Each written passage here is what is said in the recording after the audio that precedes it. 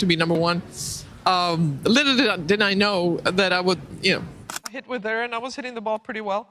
But I still didn't think about, Eala has is obviously that much higher, and I'm going to bring in a little box. Martina Navratilova has watched tennis for 5 decades.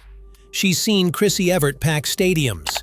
She's seen Steffi Graf turn entire cities into watching parties. She's seen Serena Williams become bigger than the sport itself. And when Alex Eala's name came up in an interview ahead of Indian Wells 2026, Navratilova laughed before she even started speaking. Not dismissively, not politely. The laugh of someone who genuinely doesn't know how to categorize what they're watching. What did she actually say? And why is a practice session at Indian Wells becoming a safety issue? We're getting into all of it. How far do you think Eala goes at Indian Wells 2026? Quarterfinals? Semis? Or something nobody is expecting? Drop your prediction in the comments right now. Let's go. Practice Court 6 at the Indian Wells Tennis Garden. Not a stadium, not a show court, a practice court. The kind of venue where players warm up their serves and work through tactical patterns with their coaches while a handful of dedicated fans watch quietly from the sideline. Except there was nothing quiet about it. Where are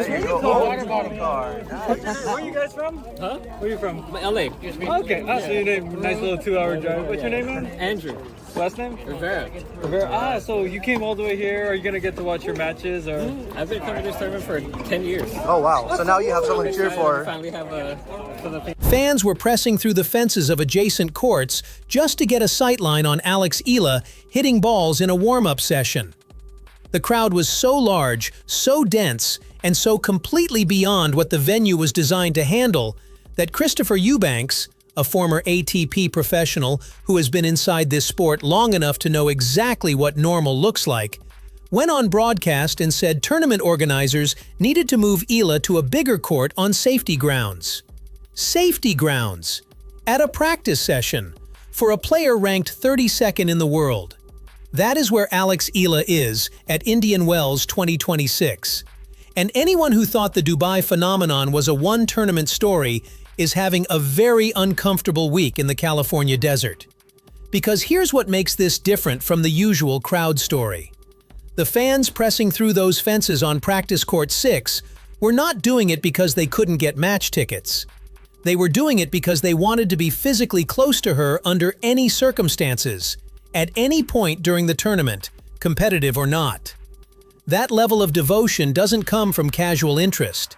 It doesn't come from someone who heard the name once and decided to show up. It comes from a fan base that has been watching this specific player's story develop for years and feels personally invested in every single point she plays. This life of being, Michael Jordan in the Philippines, and it's not as, people just think it's online and it's in the news and everything, but it's not easy to, I think, to deal with changes like that so quickly. She was ranked 137 in the world, and after this past week in Dubai, she's ranked 31.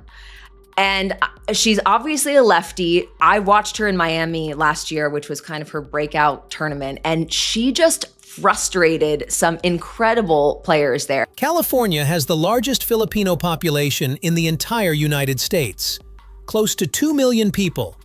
These are not fans who booked international flights and cleared customs to be here. They were already there, already mobilized. And they descended on the Indian Wells Tennis Garden with a volume and an energy that the ground staff was simply not prepared for. The fans aren't new to Eala. Eala is new to Indian Wells. That's an important distinction. To understand how we got here, you have to go back to Dubai. Because Dubai is where the blueprint for what is currently happening in California was first written. The Dubai Tennis Championships tournament director gave an interview after that event that quietly became one of the most significant pieces of evidence in the Eala conversation. He confirmed that every single match involving Eala was sold out. Not well attended, not heavily ticketed, gone. Alexandra Eala was a brilliant addition to the field. She attracted a new demographic to the tennis, and the stadium was sold out for all her matches. People were desperately trying to get tickets, but they were all gone. We've never seen anything like it. And then he said something that made people stop scrolling. That in his entire tenure running the tournament since 2019, hosting world number ones and reigning Grand Slam champions, he had never witnessed anything like it. Not the biggest crowd, not a great atmosphere, something he had never seen before. Those are meaningfully different statements. He chose the stronger one because it was accurate. And what was Eala doing on court during all of this?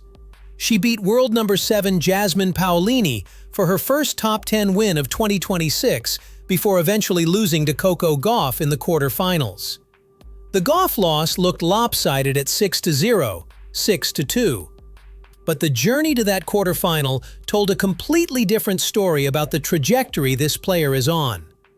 Is she the biggest draw in women's tennis right now? Yes. Is she bigger than Sabalenka? Is she bigger than Coco? Dude, it's crazy. She's having the same effect that Fonseca was having, like, on the men's side last year in Miami. It's like Fonseca, but I think it's bigger than Fonseca. It is, yeah, it is. Like, the Doha, like, crowds were insane for her last week. If she wins a slam, it would be like one of the biggest things in the world. Yeah, Correct. she's definitely one to watch, obviously because she's so good, but just for the atmosphere. You want to tune into her matches just to see what it's like on the court. There's got to be like a little jealousy maybe from some of the women. That girls coming in, she's not top 10, biggest star in the world.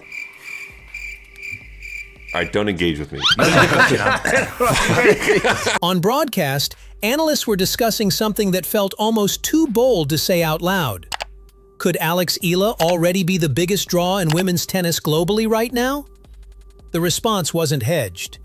Venues in Australia and Dubai described as standing room only. The atmosphere around her matches called insane and massive. And the comparison made on air was to what Yannick Sinner's rise did to the crowds on the men's side. Except the analysts covering Eala were saying what she's generating is actually bigger. The people who want to argue with that answer should probably explain the sold-out practice courts first. Now let's talk about Navratilova, because her comments on Eala are the part of this story that deserves the most careful attention and the most careful reading. Martina Navratilova won 18 Grand Slam singles titles. She won back-to-back women's events at Indian Wells itself at 33 and 34 years old. She has watched this sport evolve through every era it has passed through. When she assesses a rising player, that assessment carries a kind of authority that is genuinely rare in a modern tennis commentary world, where everyone has a platform and takes are cheap. She called Eala crafty. She said the left-handedness is a genuine tactical weapon, and that the variety she uses with it causes real problems for opponents at every level. She talked about the cultural phenomenon building around her, compared it to Manny Pacquiao, and then said Eala's ceiling is actually higher than Pacquiao's. From Martina Navratilova, about a 20-year-old ranked 32nd in the world. But Navratilova being Navratilova, she didn't stop at the praise. She went straight into honest critique. And she was specific: the serve. That's the area she identified as the biggest current ceiling. She said Eala needs a bigger serve with more kick, and acknowledged that her slight build makes generating the kind of pace that top 10 players use to dominate from the first shot physically harder. Here's why that critique is actually the highest compliment she could have given alongside it. Navratilova didn't question Eala's shot selection, her court sense, her decision-making under pressure, or her mental ability to compete against big names. She identified one specific technical gap. One. And she framed it as a physical development question, not a strategic or psychological limitation. That is Navratilova essentially saying, everything else is already functioning at a level worth taking seriously. Fix the serve, and the conversation changes completely. And Navratilova didn't stop at Eala specifically. She used the interview to make a broader point about what is happening across the tour right now.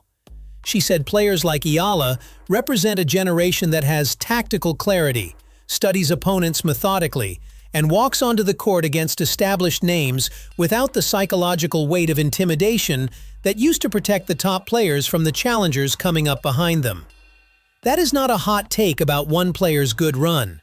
That is a structural observation from someone who has watched this sport across 5 decades, saying the next wave is arriving and the players at the top need to be paying attention. Goff, Sabalenka, Swiatek. Named specifically, warned directly. Now let's put the pressure Eala is carrying into Indian Wells into its full context.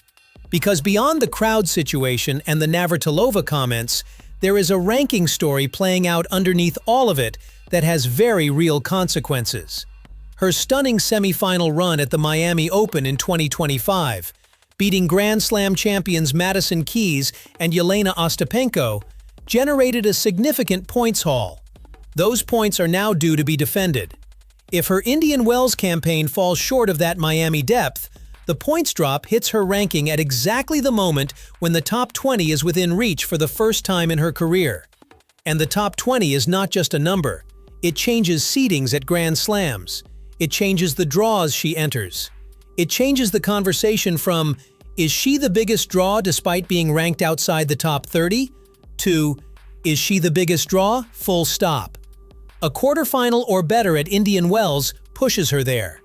The draw gives her a route, a possible third-round rematch with Goff, who beat her 6-0 in Dubai, and a potential quarterfinal against Paolini, who she already defeated in Dubai for her first top 10 win of the year.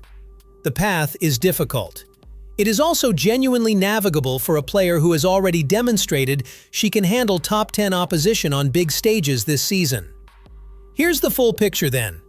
Navratilova laughed when Eala's name came up, and then spent the next several minutes explaining exactly why. The tournament director in Dubai ran out of tickets and called it unprecedented across his entire tenure. Broadcast analysts are comparing the phenomenon to the biggest crowd moments in recent tennis history and coming out on the bigger side of the comparison.